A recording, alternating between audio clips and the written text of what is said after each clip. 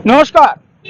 कैथल के भाजपा कार्यालय के ठीक सामने ये जो स्टूडेंट्स हैं वो इनके मन की बात कहने आए हैं। ये जो इनकी ओर से लिखित में कुछ इनकी बातें हैं, उन बातों को यानी कि अक्सर प्रधानमंत्री अपने मन की बात जनता को सुनाते हैं और जनप्रतिनिधियों की ड्यूटी लगाई जाती है कि वो जनता के मन की बात भी सुने। लेकिन पिछले काफी समय से लोग धूप में आ खड़े हैं भाजपा कार्यालय के बाहर। जान लेते हैं आखिर किस तरह की इनके मन की बात है और इनकी सुनवाई हुई या नहीं हुई। बातचीत कर लेते हैं, क्या कुछ कहना है इनका। जी, किस विषय को लेकर पहुंचे हैं? सर सीईटी क्वालीफाई आगे को आगे। लेकर हम पहुंचे हैं सर। अच्छा, जी। तो क्या कुछ कहना चाहते हैं? आज किन लोगों को मिलने पहुंचे हैं? सर हम मिलने मिलने तो हमारे शिक्षा मंत्री कंवरपाल गुर्जर जी हम्म, और महिला बाल विकास मंत्री श्री कमलेश टांडा जी से आए थे। हम्म, लेकिन कंवरपाल गुर्जर जी तो वहाँ अम्बाड़ा पहुंच चुके हैं, उनका निधन होने के बाद कटारिया जी के। हम्म, तो हम अपना ज्ञापन देने आए हैं बच्चे कैथल से कि सीईटी जो इन्होंने 5-6 नवंबर को लिया था हम्म, वो क्वालिफाई क्यों नहीं कर रहे। ये बोल रहे हैं 4 टाइम्स बच्चों को बुलाएंगे, 4 टाइम्स में बार बार वही बच्चे रिपीट होंगे हम्म, जैसे इनकी मंशा है। हम्म, ये इन्होंने भर्ती करनी है नहीं, इन्होंने कॉमन टेस्ट लिया है। इसका मतलब है कॉमन एलिजिबिलिटी टेस्ट की सभी के लिए कॉमन टेस्ट है, चाहे किसी कोई भी क्वालिफिकेशन हो। लेकिन आगे जो इन्होंने जो भर्ती निकाली 31,000 वो अलग अलग क्वालिफिकेशन बेस्ड है। तो उसमें आप कैसे बच्चों को 4 टाइम्स बुला सकते हैं? तो बार बार वही बच्चे रिपीट होंगे जो टॉपर्स हैं, क्योंकि भर्तियां 19 के बाद सही से हुई नहीं। 31,000 भर्तियों का पिटारा अभी खुला है हरियाणा में और बहुत बड़ी संख्या में बेरोजगार हरियाणा में नंबर 1 पर है। पिछले कई सालों से बोल रहा हूँ मैं, तो पहली बार ये भर्ती इतनी भर्तियां आई हैं और 357 बच्चे जो पास हुए हैं, 11 लाख ने फॉर्म भरा था, उनको बिठाने में हर्जी क्या है? सभी को समान मौका देना चाहिए इन्होंने, क्योंकि अलग अलग क्वालिफिकेशन है तो आप अलग अलग उसमें बच्चों को कॉमन कैसे उठा सकते हैं। इसलिए सरकार से हमारी यही अनुरोध है। हम श्री ओम प्रकाश धनखड़ जी जो प्रदेश अध्यक्ष जी थे, थोड़े दिन पहले यहीं मिले थे। उनके तरफ से कोई जवाबदेही नहीं थी हम बच्चों के कि हाँ मैं कुछ ऐसा करूंगा। और आज हम यही आशा लेकर हमारी महिला बाल विकास मंत्री महिलाएं आई हैं हमारे साथ, उनकी बेटियां आई हैं, बेटी बचाओ बेटी पढ़ाओ के नारे लगाते हैं। इनके दम पर ये वोट मांगते हैं। बेटियां हैं आप दर बेदर की ठोकरें खा रही है धूप में खड़े हुए। सर हमको यहाँ एक सवा घंटा 1.5 घंटा हो गया है, हमें यहाँ मैडम जी से टाइम ही नहीं मिल रहा। हम सडनली आए, हमको पता चला कि ऐसे ऐसे आने वाले हैं, तो हम बच्चे एकत्रित हुए लाइब्रेरी से, सेंटर से। तो यहाँ आए, हमें टाइम ही नहीं मिल रहा कि मैडम के सामने हम अपनी बातें भी रखें। हमारे पास कोई मीडिया अधिकारी भी नहीं आया कि हाँ कि आप लोग किस लिए या धूप में खड़े हो, काफी देर से खड़े हैं। तो कैसी तानाशाही ही कर रही है सरकार हमारे साथ। आप खड़े थे, को बैठने की व्यवस्था नहीं मिली आप नहीं, लोगों को? बैठने की है सर यहाँ, बिल्कुल इसमें कोई वो नहीं बोलूंगा मैं। मोर्चा कक्ष में हम सभी बच्चे बैठे थे, लेकिन यहाँ सर हमारी कोई सुनवाई नहीं कर रहा कि हाँ मैडम के संज्ञान में ये मामला जाए कि नीचे मोर्चा कक्ष में कम से कम 60 बच्चे बैठे हैं, 20-30 लड़कियां हैं, 30-40 लड़के हैं, अपने मुद्दे को लेकर आपके समक्ष रखने आए हैं। हमारा किसी पार्टी विशेष से कोई ताल्लुकात नहीं है। हम सिर्फ अपने रोजगार के विषय के लिए, हम ये नहीं कह रहे कि 357 में हमें जॉब पक्की मिलेगी। लेकिन सर ये है 5-6 नवंबर जिस बच्चे ने टेस्ट दिया था वो 50-60 का स्कोर कर गया उस टाइम पे क्या पता उसकी फैमिली प्रॉब्लम क्या रही होगी। रिसेंटली 6 महीने हो गए, वो अपग्रेड जाएगा, स्कोर खींचेगा, क्या उसको मौका नहीं है? तीन डाबी एग्जांपल दूं, 2010 में यूपीएससी में परी में ना सर उसका मतलब कोई रैंक ही नहीं था, लेकिन मेंस में उसने इतना स्कोर इंक्रीज बढ़ाया अपना कि वो ऑल इंडिया पर नंबर 1 रैंक रही। क्या हमें अधिकार नहीं है एग्जाम में बैठने का? हम आपसे रोजगार नहीं मांग रहे, हम अपना अधिकार मांग रहे हैं कि हमें एग्जाम में अपीयर होने का मौका दे। और यदि आप लोग हमें मौका दोगे तो हम 2024 में दोबारा आपको मौका देंगे, नहीं तो सर हमारे पास है मत का अधिकार। नहीं किया सीटी क्वालिफाई तो बीजेपी को कर देंगे 2024 में हरियाणा से बाहर।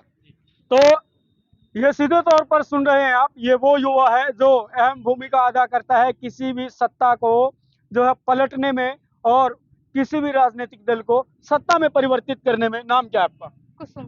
किस लिए पहुंचे आज यहाँ पे? सीईटी को क्वालिफाई कराने के रिगार्डिंग जी, तो किनसे मिले आप लोग? हमारी मुलाकात किसी से भी नहीं हुई है। हमें पता चला था कि यहाँ पे हमारी जो महिला एवं बाल विकास मंत्री हैं कमलेश टांडा जी, वो यहाँ पर पहुंचने वाली हैं। लेकिन हम 1.5 घंटा हो गए यहाँ पर बैठे हैं, लेकिन हमारे पास कोई नहीं आया, मतलब कोई किसी से मुलाकात नहीं हुई हमारी इसके बाद। हाँ जी, तो आप लोगों ने मैसेज दे दिया था अंदर? जीपीएसओ जी को मैसेज दे दिया उनके। दे दिया। अच्छा, चलो। क्या नाम है आपका? सर मेरा नाम रितु है। ये क्या लिखा हुआ है, क्या लेकर खड़े हैं आप? सर यहाँ पे ये लिखा हुआ है कि सीट को क्वालिफाई किया जाए। अच्छा, हाँ तो जी। आप लोगों की बात किन लोगों ने सुनी? सर अभी तक तो कोई आया नहीं। कोई नहीं सुनी। नहीं सर। उम्मीद है सर सुनने पूरे की? प्रदेश में हम डिस्ट्रिक्ट में उम्मीद सर है अभी कुछ तक सुनने कोई की? नहीं आया। उम्मीद तो ये है कि आएंगे, बट अभी हम कुछ कह नहीं सकते कि आएंगे या नहीं अच्छा, आएंगे। हाँ जी तो सर। मंत्रियों के इस रवैये को कैसे देखते हैं आप? लोग जो है अक्सर कहते हैं, ये लोग भाषणों में कहते हैं कि आप लोग इस देश का भविष्य हैं। भविष्य यहाँ धूप में खड़ा है, भविष्य यहाँ इंतजार कर रहा है, वो एसी रूम में बैठकर मीटिंग में व्यस्त हैं। तो कैसे देखते हैं इस रवैये को? सर इस रवैये को तो हम यही कहना चाहेंगे कि अगर हम इतनी दूर से चल के आए हैं तो हमारी बात सुनी जाए। जी भाई साहब क्या कहना चाहेंगे? सर जनता जनार्दन होती है, मुझे इतना पता है। और युवा जब जब खड़ा हुआ सर, तब तब उसको, उसके देश के अध्यक्ष को, उसके राजा को उसकी बात सुननी पड़ती है। जी। और हम तो युवा हैं सर फिर भी। जी बहन जी क्या कुछ कहना चाहेंगे? बस यही कहना चाहेंगे कि सीईटी को क्वालिफाई करें। और हम इतने दिनों से धक्के खा रहे हैं। हम लास्ट टाइम भी आए थे यहाँ पे, ओपी धनखड़ जी से हमें अपनी बात रखी। उनका कोई भी रिस्पॉन्स, मतलब जीरो रिस्पॉन्स था जब हमने उनसे बात रखी। अच्छा। तो आज भी हम आए हैं कमलेश ढांडा के सामने अपनी रिक्वेस्ट लेके कि सीईटी को क्वालिफाई करें। और लेकिन अभी तक उनका कोई कार्यकारी अध्यक्ष भी हमारे पास नहीं आया कि आप किस मुद्दे से रिलेटेड हमारे पास आए हैं। तो देखते हैं जब कमलेश ढांडा जी आएंगे तब उनका क्या रिस्पॉन्स रहता है। कि जैसे लास्ट टाइम ओपी धनखड़ का रहा था जीरो रिस्पॉन्स, इस बार देखते हैं कि कमलेश ढांडा का क्या रिस्पॉन्स रहेगा जब वो हमसे मिलेंगे। जी क्या नाम भाई साहब? संदीप। किस तरह का रिस्पॉन्स मिल रहा है इन लोगों से?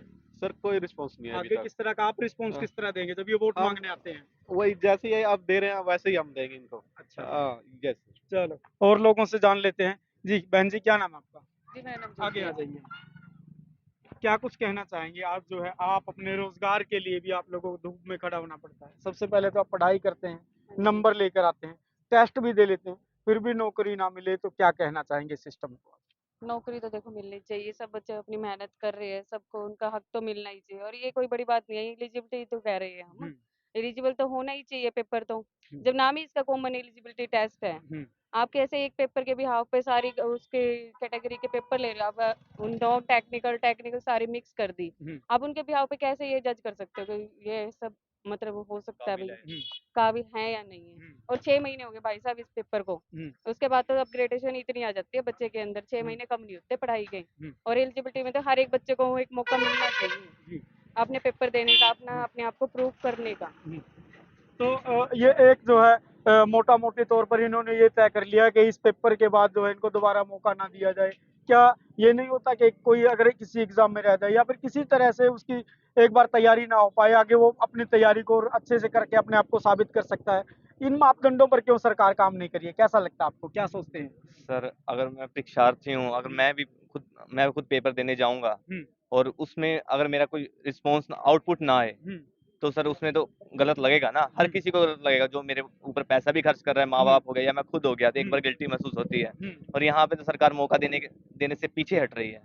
उन कैंडिडेट्स को जो 357 पास हुए हैं, उन कैंडिडेट्स को भी वो कह रहे हैं कि हम 4 गुना लेंगे, ये लेंगे, वो लेंगे। और उधर खत्री साहब ने डेट भी अनाउंस कर दी है।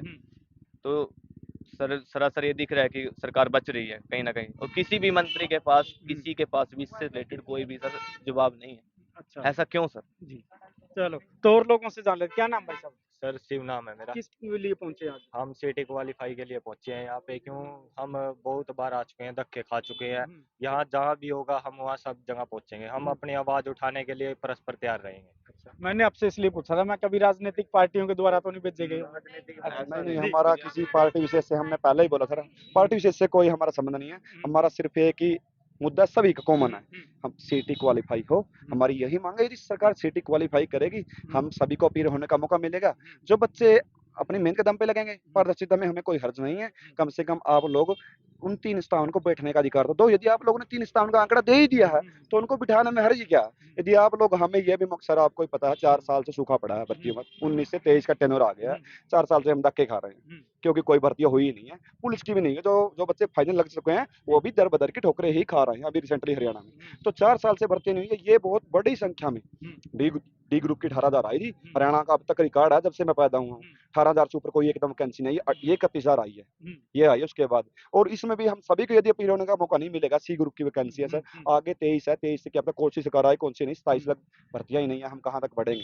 घर के काम भी होते हैं, लड़कियां हैं, अनमैरिड है, अब तक तो कोई 24 की कोई 25 की शादी होगी, आगे से कौन पढ़ देगा? आगे तो उस पर डिपेंड करेगा जो इनका हस्बैंड होगा पढ़ाएगा या कैसे भी जो घर का माहौल रहेगा। यदि आप लोग बेटियों को बढ़ाने का बोल रहे हो ना, तो बेटी दर बदर की ठोकरें खा रही है, आपके सामने है। 1.5 घंटा होगा धूप में खड़े हुए। हमारे मंत्री महोदय जी तो एसी की हवा में बैठी हुई है, उनको ये नहीं पता कि नीचे बच्चे आए हुए हैं आपसे एक मन में कोई उम्मीद लेकर, एक आशा की किरण लेकर, और जो कि हमारी किरण अभी तक, जब तक हम नहीं लेंगे नहीं ना तब तक यहाँ से जाएंगे नहीं। हमारी संख्या बेसन से जहाँ तक है बढ़ेगी ही, हमारे जहां तक ये वीडियो पहुंचेगी, मैं सभी साथियों से कहूंगा, अभी तक हम मिले नहीं हैं हमारी माननीय बाल विकास मंत्री कमलेश डांडा जी से, जो हमारी लोकल ही है, हमारी मंत्री है। तो आप लोग आए, बड़ी संख्या में आए, उनके सामने हमारी अपनी लोकल आवाज नहीं रखेंगे तो कौन रखेगा। और हमारी यही उम्मीद है सभी पत्रकार साथियों से कि हमारी इस आवाज को आप लोग ही, सर बहुत बहुत धन्यवाद हाथ जोड़ करता हूं मैं तो, कि आपने हम लोगों को कवर किया, वरना 1.5 घंटे से हम तो यहीं खड़े थे। Thank you so much. तो मेरे पीछे कपिल कमल देख लीजिए, 18,000 भर्ती का मामला भी भाई साहब ने बताया, लेकिन मैं आपको बता दूं 18,000 भर्ती जो निकाली गई थी, उसमें भी कुछ लोग अभी तक गुहार लगा रहे हैं कि हमें ज्वाइन करवाइए जनाब। उसमें भी कोई ग्रेजुएशन सर्टिफिकेट का मामला था, जिसमें अभी तक वो लोग जो है कई बार ज्ञापन दे चुके हैं, लेकिन सीधे तौर पर सवाल ये निशान ये है कि इन लोगों के ऊपर जो ये जो किया जा रहा है कि इनकी सुनवाई नहीं होती, इनको खड़ा रखा जाता है, तो कहीं ना कहीं नेता जो बड़े बड़े लच्छेदार भाषण देते हैं, इन्हीं के ऊपर भाषण दिए जाते हैं और इनका हुआ कुछ नहीं। तो ये जीता जागता उदाहरण है हरियाणा की सियासत का कि कितना इनके लिए सोचते हैं सियासतदान।